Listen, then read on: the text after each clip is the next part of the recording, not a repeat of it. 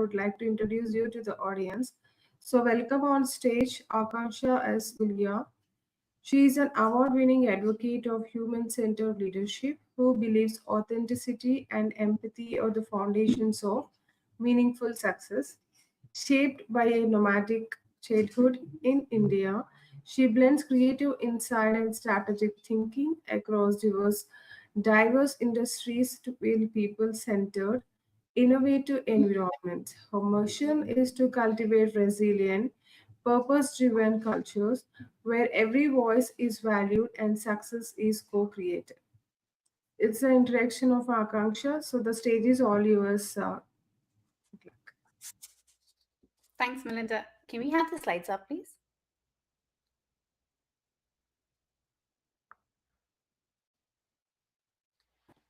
Yeah, we are doing.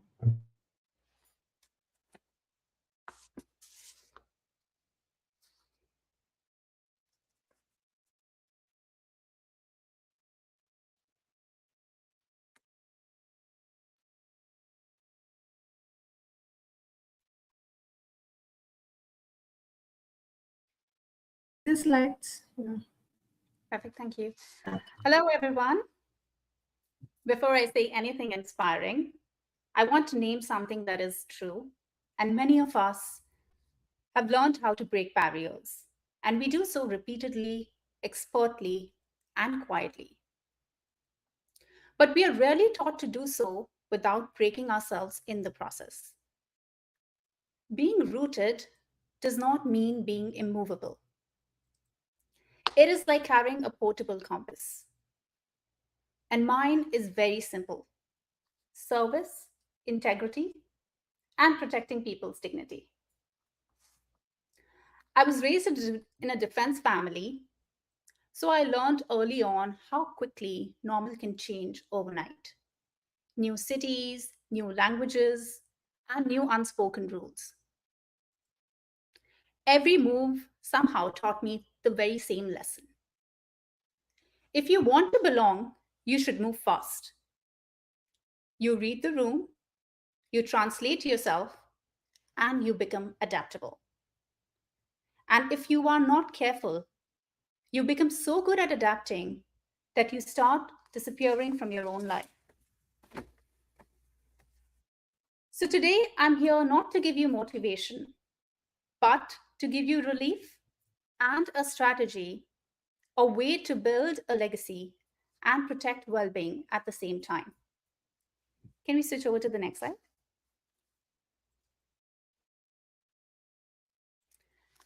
Breaking barriers and building legacy. That is a very powerful theme. But I want to widen it a bit.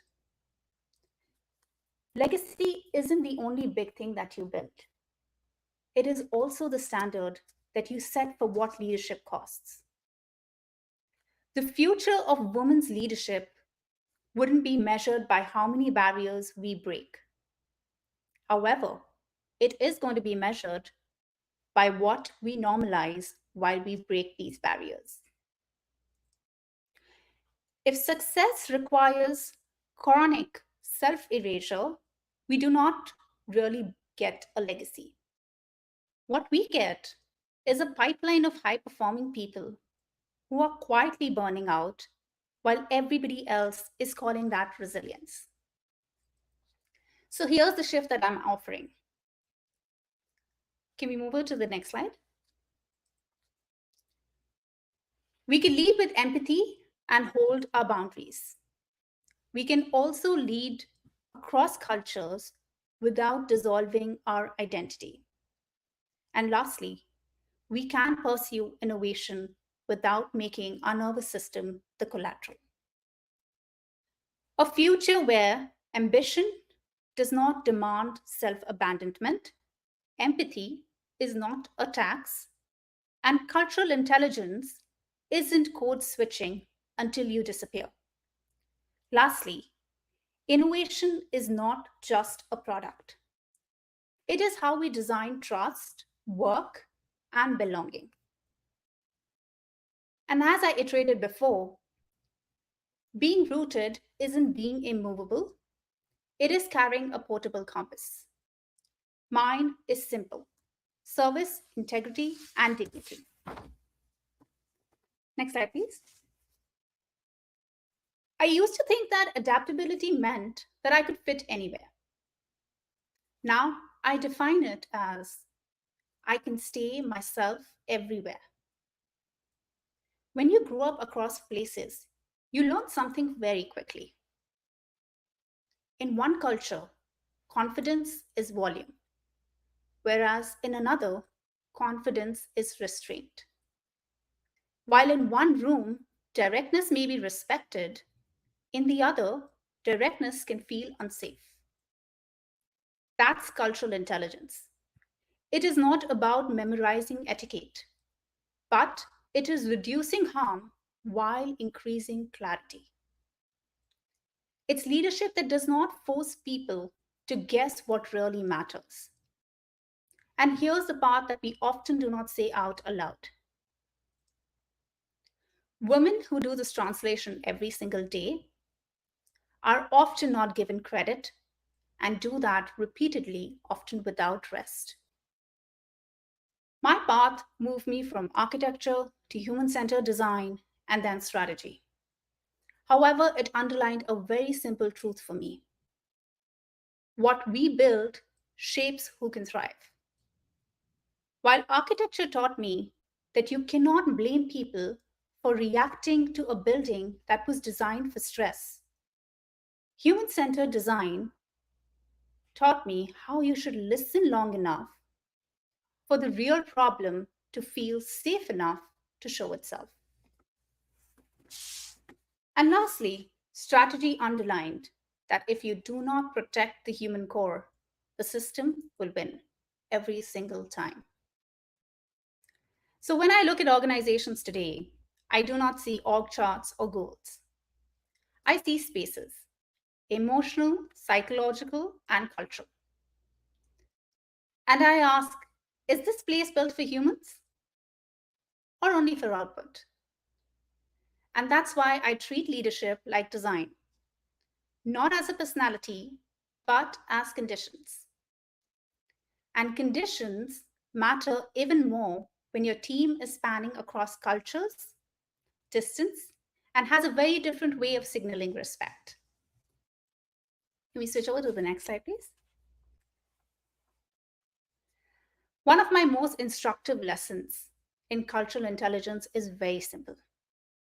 Do not assume you are being understood. It is always better to confirm what is being signaled. I can share an example. So, fairly early on in my career, when I was in a cross border meeting, I made a recommendation. There was silence. I read that silence as agreement and I moved forward. However, that wasn't agreement, it was deference. It was risk management and a preference for private alignment over public commitment. That simple movement changed how I lead. Now I earn shared meaning upfront. What does good look here? Who makes the final decision? And where can people challenge safely? Because clarity isn't just being efficient, it is also being protective. And as I often iterate, clarity is the currency of trust. Ambiguity is a stressor. Shared meaning is a relief. When I adopt the how I communicate without changing the why, trust accelerates and decisions hold in every market. And if you've ever carried that emotional weight of a room that wouldn't name what is happening, then you already know what I'm talking about. Next slide, please. If you remember one thing, remember this loop. To break the barriers, we should do so without breaking ourselves. And I lead through 4 simple points: signal, design, repair, and release. Now, signal helps us notice what is being rewarded by the system. every organization broadcasts signals: what gets praised, what gets promoted, what gets punished, and lastly, what gets ignored. If your culture is rewarding heroics, then you are producing exhaustion. And if it rewards fear based urgency, you are producing anxiety. However, if it rewards clarity, it will produce trust. And here's the reframe: your mental health is not only personal, it is also environmental. I have watched brilliant women become indispensable and slowly becoming unreasonable. So, the leadership question here is, what are you being rewarded for that you cannot afford to keep doing? When we think about design, it refers to building conditions where people can thrive. Design is not decoration, it is condition. Meeting norm, decision rights, conflict rituals, feedback safety, and time protection. So here are 3 design moves which are simple enough to repeat, strong enough to change the culture. Next slide, please. The first one being decision clarity. What is being decided, by whom, by when, and using what evidence? The second being boundaried empathy. I can care about you without carrying you. And the third being recovery by design. Rest is not a reward, it is the infrastructure. And this is where woman centered leadership is often the most powerful and the most revolutionary. We do not just push performance as women, we build the container that performance requires. If you only do one, I would encourage you to stop letting alignment be a feeling and make it a contract. Repair is about normalizing returning to safety about after going through a strain. Now, mental health at work is not the absence of pressure. It is instead the presence of repair. And repair in different organizations can start sounding something like this: I was wrong. Thank you for staying in the conversation. We moved too fast. We need to reground. That cost more than we admitted. Let's rebalance. And lastly, what did I miss that you were signaling? Can you please help me understand? Now, high performing teams do not avoid rupture. They instead learn how to return fairly quickly, cleanly, and without humiliation. Lastly, when we talk about release, it is about letting go of identities that don't serve you any longer. And that is actually the hardest step, especially for women who often get praised at work for being easy to work with. We must release the old deals that says your value is proven by overfunctioning. Release the reflex that translates everyone else's comfort while abandoning your own needs.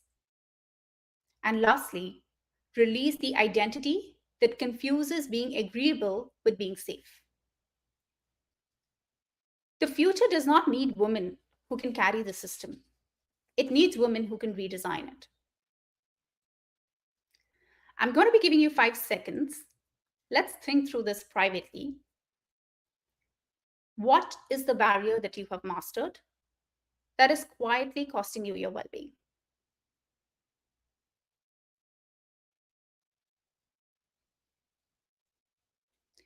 If you have been able to answer this quickly, it means that it is not a weakness.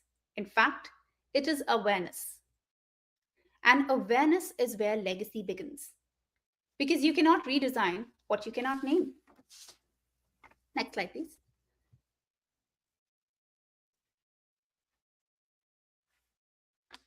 Often when people hear innovation, they start to picture tools, But innovation that we need the most is actually human.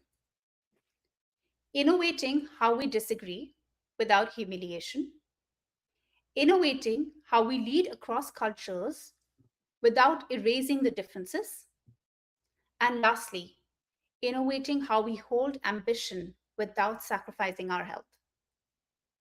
Psychological safety is not softness, it is the condition for learning. And learning is the condition for every kind of innovation that we say we want. The women leading the future today are not going to be the ones with the sharpest ideas. However, they shall be the ones who build high trust environments where everyone's ideas survive. Next slide, please. The next.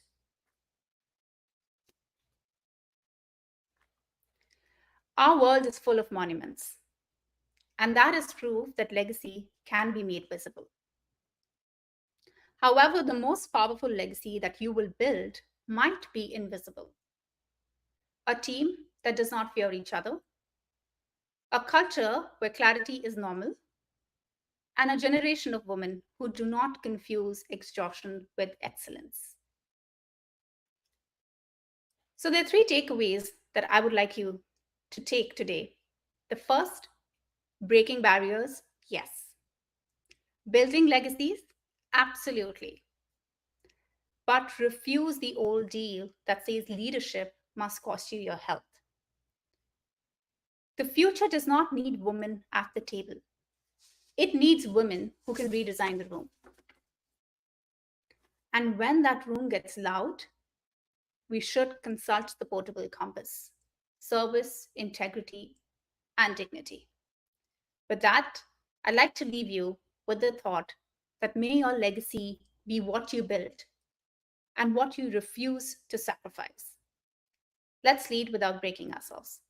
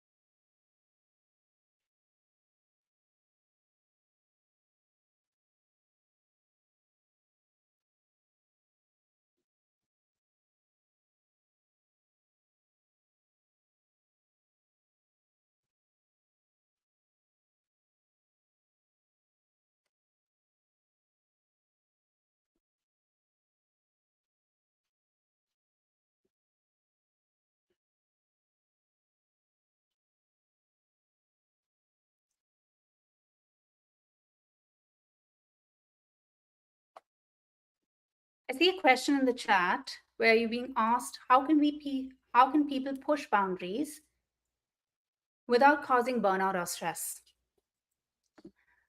So I'd like to answer that by stating that I think the key here is to start making boundaries work more about the work and the conditions rather than being about personality.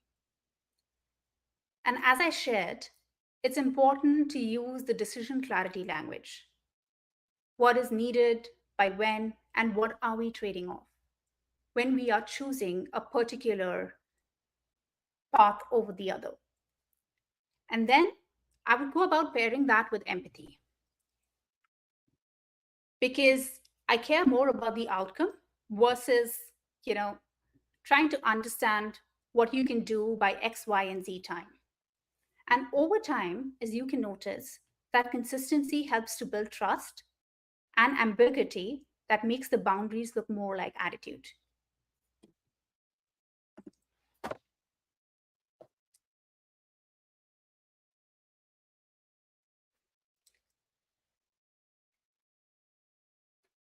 There's another question that says, can failure sometimes help us break barriers? Why or why not?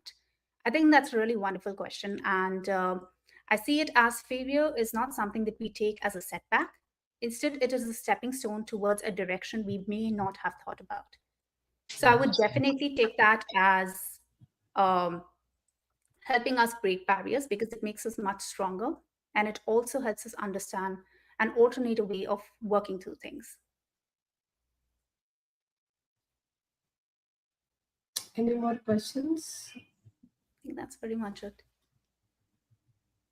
Okay. Did you answer this? Can you think of a person who broke barriers while maintaining their well-being? What can we learn from that? Sure. So I'd like to take a personal example. A person who's broken barriers with while maintaining their well-being. I can definitely think of someone close to me, which is my father. And he had pushed himself while he was working in the defense to not just perform at work, but also be a part of various other international activities. And he ensured that the well-being that meant to him was not just the well-being of himself, but also of his family. And what I learned from him was, of course, the three takeaways that I've highlighted: service, integrity, and dignity. Service, of course, to his nation, and secondly, to his family. Integrity, it meant that irrespective of where he was in the world, he always made time for us, always put us above all, and also ensure that we learned from the platform that he was setting for us. Wow, wow. Thank you so much for answering all the questions and sharing the wonderful presentation with the Global Virtual Summit 2026. And we look forward to join other sessions as well, other speaker sessions. And please do encourage them. And this is our last day of this Virtual Summit 2026. We have successfully completed 3 days of this event. And and in between, you are looking so beautiful. And thank you for joining. Thank you so much. It's a pleasure being here. Bye.